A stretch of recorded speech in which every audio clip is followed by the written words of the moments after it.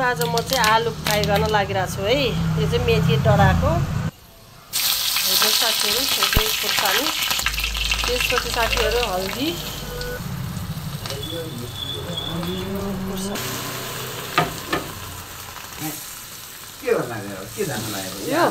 आलु आलुको रेसिपी आज बनाएको, आलुको रेसिपी दामी तरिकाले बनाएको। बेसा डढी के तपाईँको उयो गफले गरेर बेसा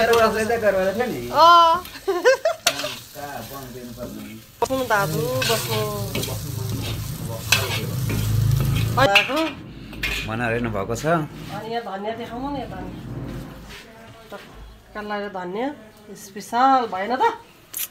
बिल्कुल ब्रेकफास्ट गुड मर्निङको हैन साथीहरू। यस्तो दामी भयो कि आलु फ्राई एक कराई। कसलाई मन पर्छ लाइक कमेन्ट गर्न चाहिँ नबिर्सिनु होला है साथीहरू। आलु